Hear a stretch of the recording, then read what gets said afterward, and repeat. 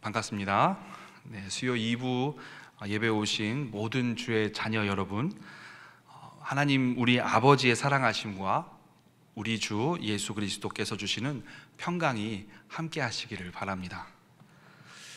여러분은 자녀에게 큰 소리를 낸 적이 있으십니까?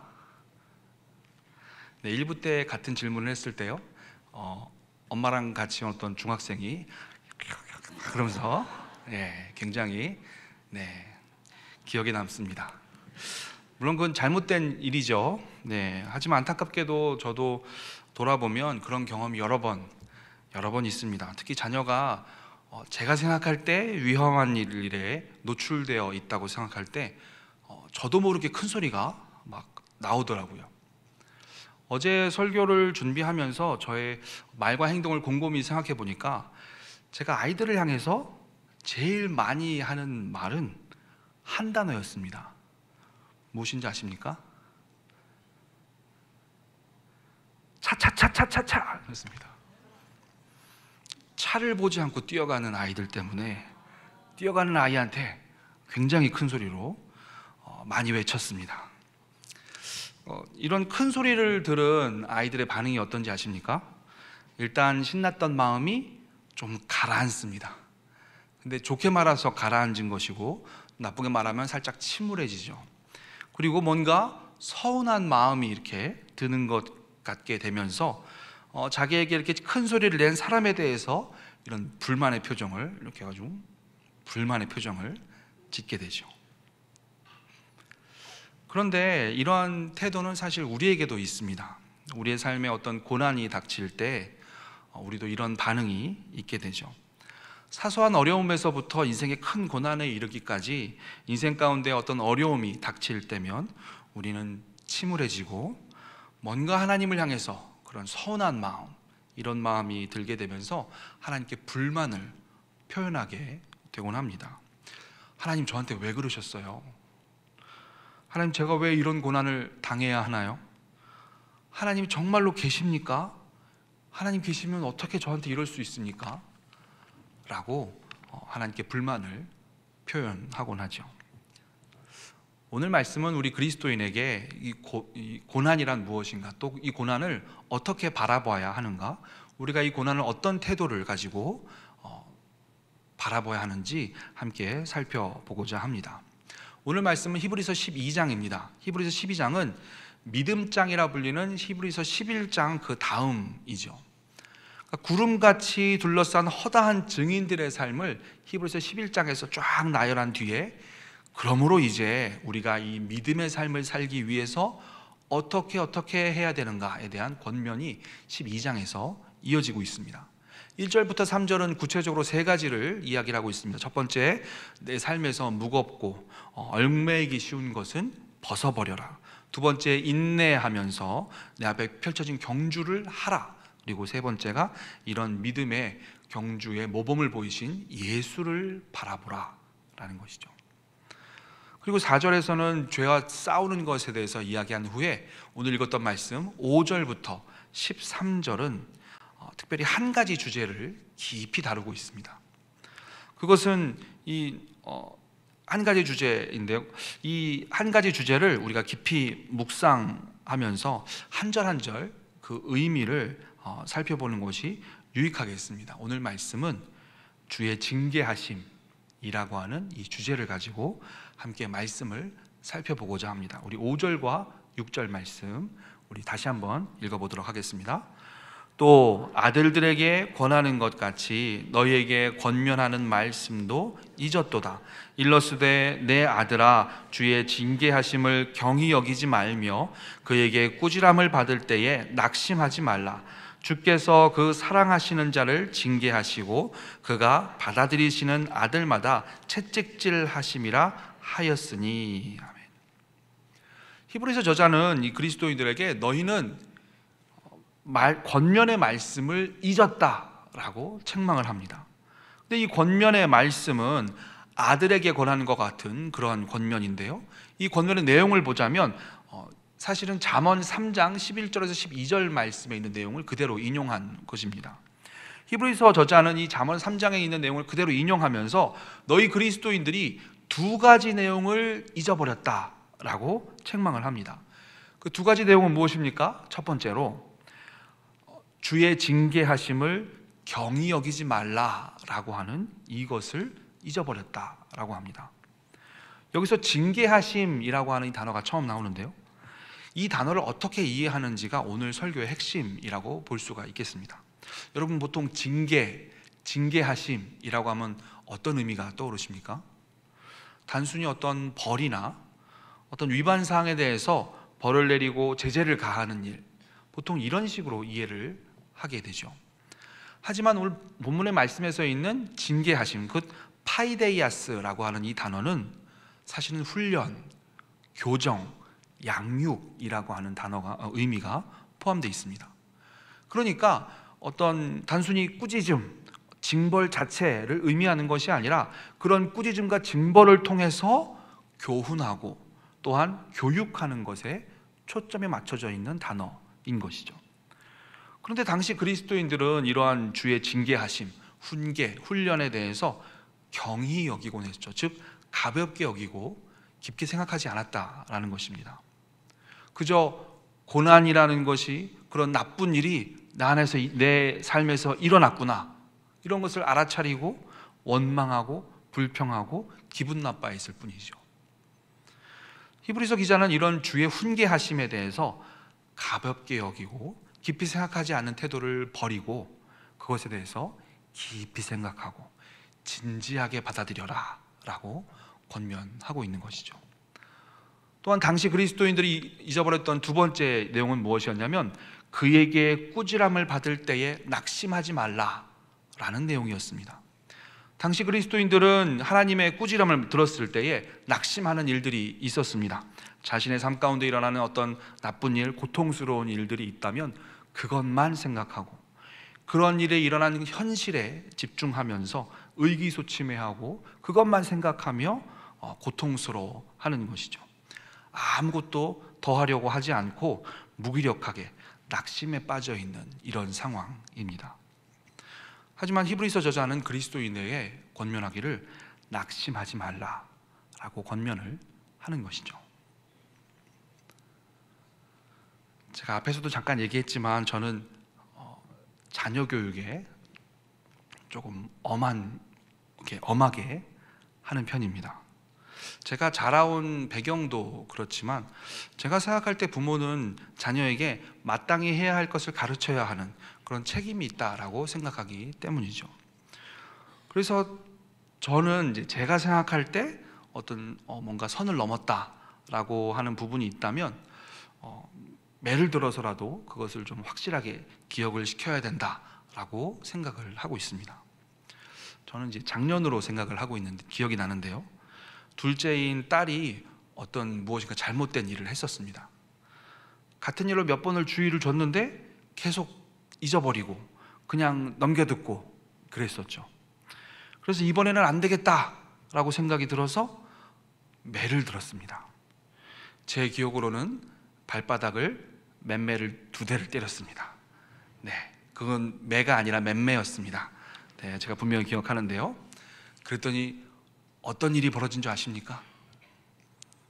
조금 있다가 엄마가 들어오더니 엄마한테 쪼르르 달려가서 아빠가 내 발바닥을 맴매했어 라고 하면서 너무 아팠다고 울면서 하소연을 하고 있는 것입니다.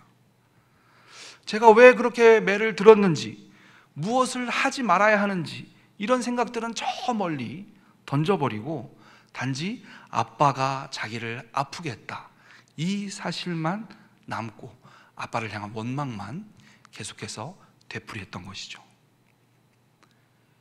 이것이 징계를 주의 깊게 생각하지 않고 꾸지람을 받을 때 그 벌만 생각하며 낙심하는 태도입니다. 그때 저는 굉장히 속상했습니다. 제가 그렇게 훈육한 이유가 다 사라져버렸기 때문이죠. 아픈 마음을 붙잡고 그렇게 매를 든 이유가 다 없어져 버렸기 때문입니다. 물론 지금은 왜 아빠가 훈육을 하는지 또 다시는 어떤 위험한 일 혹은 나쁜 일을 하지 말아야 하기 때문에 어쩔 수 없이 아빠가 그렇게 꼭 기억하게 하려고 너를 위해서 이렇게 훈계한다라는 것을 저도 충분히 설명하고 이제 충분히 이해하고 있다고 저는 믿고 있는데요. 이해하고 있는데, 하지만 그 당시에는 그 아픔만 기억하고 아빠가 왜 그런 행동을 했는지 이해하려고 하지 않았었죠. 하지만 성경은 잠언 3장에서도 그렇고 히브리서 12장에서도 동일하게 말씀하고 있는 것은 주께서 그 사랑하시는 자를 징계하신다 라고 기록하고 있습니다. 주님께서는 당신께서 사랑하시는 그 자녀에 대해서 훈육을 행하신다 라는 이 사실을 기억해야 하는 것이죠. 그렇다면 이러한 훈육은 반드시 필요한 것입니까?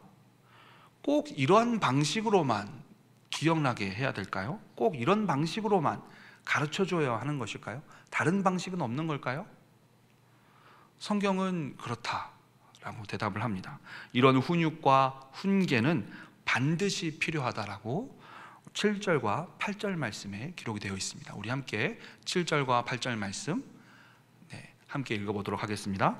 너희가 참음은 징계를 받기 위함이라. 하나님이 아들과 같이 너희를 대우하시나니 어찌 아버지가 징계하지 않는 아들이 있으리요. 징계는 다 받는 것이거늘 너희에게 없으면 사생자요 친아들이 아니니라. 아멘. 우리는 7절의 첫 문장을 잘 이해할 필요가 있습니다. 7절의 첫 문장은 두 문구로 이루어져 있는데요, 징계를 위하여 그리고 너희는 인내하고 있다, 이렇게 원어에 되어 있습니다. 그러니까 너희가 참음은 징계를 받기 위함이라 라고 하는 이 단어는, 이 문장은 두 가지 부분으로 이해할 수 있는데요, 첫 번째는 너희가 받고 있는 이 과정은 징벌 그 자체를 위한 것이 아니라 아버지께서 자녀를 위하여 행하시는 훈계, 훈육을 위한 것이다 라는 부분과, 또한 그렇기 때문에 너희는 인내하고 있다, 혹은 너희가 참고 인내해야 하는 것이다 라는 부분이죠. 그리고 이어지는 두 번째, 아까 했던 두 번째 질문, 이러한 훈육이 반드시 필요한 것입니까? 하는 질문에 대한 직접적인 답변이 그 다음에 등장합니다. 그것은 하나님은 아들과 같이 너희를 대우하신다 라는 것이죠. 좀 더 원문의 의미대로 표현을 하자면 하나님은 아들로서 너희를 대하신다 라고 이해할 수 있죠. 그렇습니다. 성경은 이러한 훈육은 반드시 필요한데, 왜냐하면 하나님은 우리를 대하실 때 아들로서, 자녀로서 우리를 대하시기 때문이다 라고 성경은 답하고 있죠. 그러면서 7절 후반부부터 8절까지 훈육에 대해서, 이 훈육이 꼭 필요한 것임을 말하면서 세 가지를 분명히 이야기를 합니다. 첫 번째는 아버지가 징계하지 않는 아들, 그런 아들이 있습니까? 없다는 뜻이죠. 또한 이러한 징계는, 훈육은 다 받는 것입니다 라고 합니다. 아들이라면, 자녀라면 이런 훈육과 가르침은 모두가 받는 것입니다. 히브리서 11장에 있었던 모든 믿음의 조상들이 다 이런 훈련을 받았던 것이죠. 연약하고 범죄하기 쉬운 자녀들은 모두 아버지가 주시는 사랑의 훈계를 받아들였습니다. 또한 만약에 이러한 훈육을 하지 않는 그런 자녀가 있다면, 만약에 너희에게 이러한 훈육과 훈계가 없다면, 그렇다면 너희는, 오늘 말씀에서 어떻게까지 얘기를 하냐면, 그렇다면 너희는 합법적인 결혼관계 가운데서 낳은 자녀가 아니라, 그래서 자녀로서 어떤 법적 신분과 지위가 분명한 그런 친아들이 아니라 불법적인 관계에서 낳은 자녀, 그래서 자녀로서 어떠한 자격이나 권리를 갖지 못하는 사생아다라고까지 이야기를 하고 있습니다. 우리는 여기서 이 히브리서 말씀에서 징계라고 번역된 파이데이아스에 대한 확실한 개념을 이제 우리는 발견할 수가 있습니다. 하나님의 파이데이아스, 즉 하나님의 징계, 훈계, 연단, 훈련, 이것은 하나님의 자녀에게 반드시 부여되는 필수적인 과정인 것입니다. 하나님께서 자녀에게 부어주시는 필수적인 과정인 것이죠. 만약 이런 과정이 없다면 그는 하나님의 자녀가 아니다 라고까지 이야기할 수 있습니다. 그 대표적인 예가 로마서 1장에 나오죠. 어떠한 훈련도 이루어지지 않는 이들, 하나님께서 버리신 이런 자들에 대해서 하나님이 어떻게 대하시는지 로마서 1장 28절에 분명히 기록하고 있습니다. 로마서 1장 28절 말씀 우리 함께 읽어보도록 하겠습니다. 또한 그들이 마음에 하나님 두기를 싫어하며 하나님께서 그들을 그 상실한 마음대로 내버려 두사 합당하지 못한 일을 하게 하셨으니. 아멘. 여기서 핵심은 내버려 두사이죠.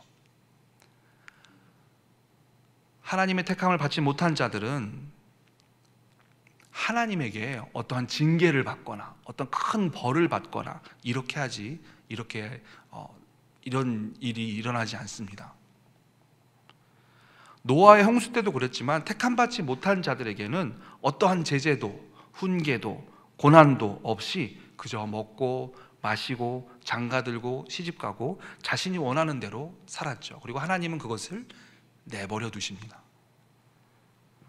그들은 그 마음대로 하고 싶은 대로 살도록 그렇게 내버려 두시죠. 삶의 어떤 부분도 터치하지 않으시고 자신이 원하는 대로 살게 하십니다. 그러다가 자연스럽게 죄인들의 심판으로 내려가도록 내버려 두시죠.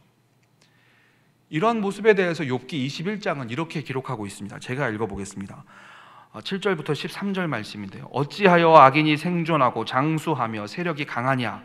그들의 후손이 앞에서 그들과 함께 굳게 서고 자손이 그들의 목전에서 그러하구나. 그들의 집이 평안하여 두려움이 없고 하나님의 매가 그들 위에 임하지 아니하며 그들의 숫소는 새끼를 베고 그들의 암소는 낙태하는 일이 없이 새끼를 낳는구나. 그들이 아이들을 양떼같이 내보내고 그들의 자녀들은 춤을 추는구나. 그들은 소고와 수금으로 노래하고 피립으로 즐기며 그들의 날을 행복하게 지내다가 잠깐 사이에 수월에 내려가느니라. 이렇게 기록하고 있습니다. 주께서 사랑하시는 성도 여러분, 주의 사랑하심과 훈육을 받고 계시는 하나님의 자녀 여러분, 우리에게 있는 고난과 어려움, 괴로움과 불편함은 하나님이 우리를 미워하셔서 우리 위에 어떤 쏟아부으시는 쓰레기와 같은 것이 아닙니다. 그것은 나에 대해서 전혀 관심이 없으셔서 내 삶에 어떤 일이 일어나지는, 어떤 무지막지한 일이 일어나든 별 상관하지 않는 그런 일들도 아닙니다. 만일 지금 여러분 가운데 어떠한 괴로움과 어려움이 있으시다면 그것은 하나님께서 그의 사랑하시는 자녀를 훈육하기 위하여 심사숙고하여 고르신 귀한 과정인 것이죠. 우리에게 있는 일이 이런 귀한 과정인 것을 기억할 때 우리는 괴로운 일에 대해서 어떠한 태도를 취해야 할까요? 우리는 더욱더 그의 훈련 아래에서 복종하며 그가 주시는 훈련을 잘 받아서 내 안에서 깎여져야 될 부분은 깎아내어지고 거룩하게 나아가야 할 부분들은 그렇게 나아가야 할 것입니다. 우리 9절과 10절 말씀, 9절과 10절 말씀, 네, 자막을 띄워주시면 좋겠는데요. 네, 9절과 10절 말씀 함께 읽도록 하겠습니다. 또 우리 육신의 아버지가 우리를 징계하여도 공경하였거늘 하물며 모든 영의 아버지께 더욱 순복종하며 살려 하지 않겠느냐. 그들은 잠시 자기의 뜻대로 우리를 징계하였거니와 오직 하나님은 우리의 유익을 위하여 그의 거룩하심에 참여하게 하시느니라. 아멘. 우리의 육신의 아버지는 짧은 기간 동안에, 즉 우리가 어렸을 때 혹은 성년이 되기 전까지만 징계하십니다. 또한 그 징계는 자신의 뜻대로, 그러니까 자신의 인간적인 한계 안에서 우리를 징계함에도 불구하고 우리는 아버지의 훈계를, 육신의 아버지의 훈계를 존중하고 공경하죠. 그렇다면 그렇다면 우리를 향한 가장 선한 뜻을 품고 계시고, 또한 우리 인생의 모든 과정을 하나하나 다 지으시고 계획하시고 인도하시는 하나님 아버지께서 주시는 훈계에 우리는 더욱더 복종하며 인내하며 모든 과정을 다 마치기까지 줄을 붙들고 살아내고 그렇게 살아야 하는 것이죠. 10절 후반부에 말씀하기를 이 모든 과정은 다 우리의 유익을 위한 것이며 우리로 그의 거룩하심에 참여하게 만드는 과정이다라고 고백을 합니다. 다시 한 번 더 저희 가정 이야기를 꺼낼 수밖에 없음을 양해해 주시기 바랍니다. 지난밤 저희 초등학교 3학년 아들은 7살 동생이 편안하게 자는 동안에 밤 10시 30분까지 두 자릿수 곱하기를 익혔습니다. 아침에 신나게 놀다가 저녁 때는 하겠다라는 자신의 말을 책임지기 위해서 결국 밤 10시 30분까지 구구단을 이렇게 외우면서 열심히 자신의 공부를 익혔습니다. 그 옆에는 아내도 아들의 숙제를 돌봐주면서 공부를 함께 도왔죠. 그 과정에서 저희 아들이 해야 할 마땅한 태도는 무엇일까요? 엄마가 어떻게 날 이렇게 밤늦게까지 나를 괴롭게 할 수 있습니까? 왜 잠도 못 자게 하는 겁니까? 라고 원망하면서 반항하는 것이 좋겠습니까? 아니면 지금 상황이 힘들고 지치지만 이 모든 것이 나의 유익을 위한 것임을 믿고 순종하며 복종하고 지시한 숙제를 다 해내기까지 인내하는 것이 좋겠습니까? 주께서 사랑하시는 성도 여러분, 하나님이 여러분에게 내어주시는 삶의 숙제가 있으시다면 그 숙제는 해내야 합니다. 만일 아침에 내어준 숙제를 다 하지 못했다면 저녁이라도 그 숙제는 해내야 하는 것이죠. 그 과정은 반드시 내가 익혀야 하는, 배워야 하는 중요한 부분이기 때문에 우리는 꼭 알고 익히고 숙달된 후에 넘어가야 합니다. 그것은 우리에게 꼭 필요한 유익으로 인도하는 것이고 우리가 거룩함으로 나아가는데 필수적인 과정인 것이죠. 이런 모든 과정을 다 마친 이후에 우리는 어떻게 될까요? 무엇을 얻습니까? 오늘 말씀을 보면 열매를 얻는다라고 고백하고 있습니다. 우리 11절 말씀 우리 함께 읽겠습니다. 무릇 징계가 당시에는 즐거워 보이지 않고 슬퍼 보이나 후에 그로 말미암아 연단받은 자들은 의와 평강의 열매를 맺느니라. 아멘. 그 모든 징계의 과정, 훈계의 과정이 지나는 것은 결코 즐거운 일이거나 쉬운 일이 아닙니다. 오히려 고통스럽고 힘이 드는 일이죠. 하지만 그 훈계의 과정을 다 지나고 나면 그 과정을 잘 수료한 사람에게는 의와 평강의 열매가 맺히게 되는 것입니다. 우리의 영혼이 치료되는 그런 양약과 같은 효과가 있고 우리의 심령을 윤택하게 하고 풍요롭게 하는 평강의 열매를 맺게 되는 것이죠.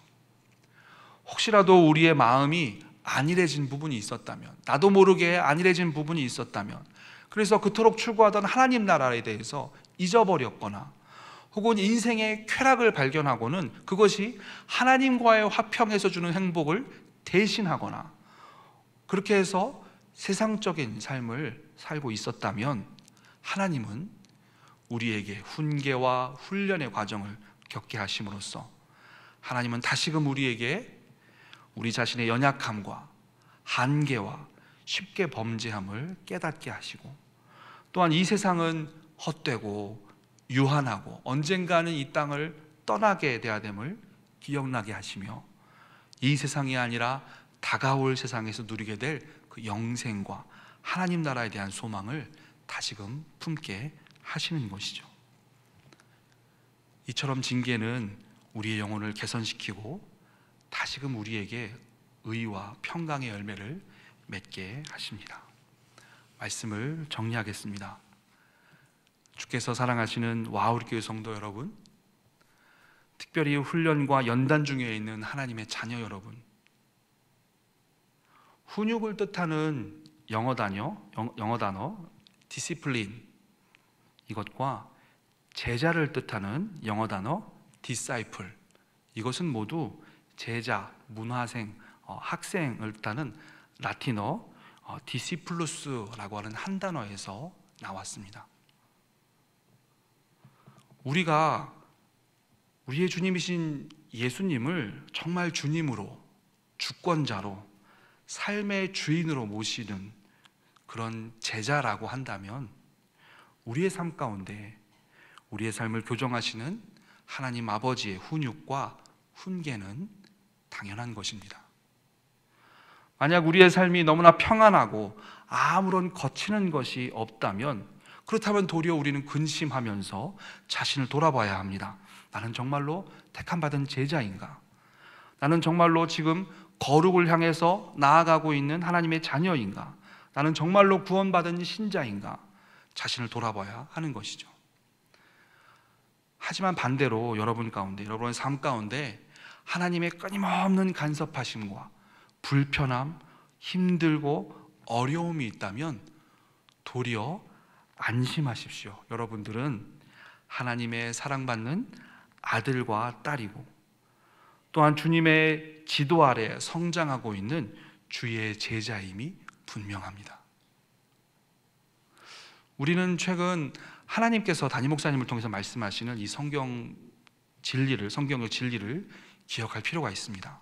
하나님은 선하신 분이시고, 하나님은 모든 것을 다스리시는 전능하신 하나님이시며, 그 하나님이 우리에게 일어나는 모든 것을 합력하여 선으로 만드시는 분이십니다. 그러므로 우리가 눈에 정말 앞이 깜깜한 그런 상황이 닥칠지라도 우리는 하나님은 우리를 선하게 인도하시는 분, 우리를 단련하시는 분임을 믿어야 합니다. 하나님의 능하신 손 아래에서, 그의 날개 아래에서 견디는 것이 좋은 일임을 인정해야 합니다. 그렇게 우리가 주의 자녀에게 주어지는 훈련을 마치게 될 때에 우리의 눈은 다시 떠지게 될 것입니다. 쾌락으로 얼룩진 망가진 눈꺼풀은 벗겨져 나가고 맑은 눈으로 세상을 다시 한번 보게 될 것입니다. 이 땅에서의 한시적 삶과 또한 영원한 천국을 다시 한번 바라보게 하시고, 죄악되고 연약한 우리의 삶을 다시 한번 깨닫게 되고, 그렇게 해서 하나님의 절대적인 도움이 없이는 살아갈 수 없음을 우리는 새롭게 기억나게 될 것입니다. 여러분은 이 길을 잘 나아가고 계십니까? 하나님의 훈련 일정에 복종함으로 잘 따라가고 계십니까?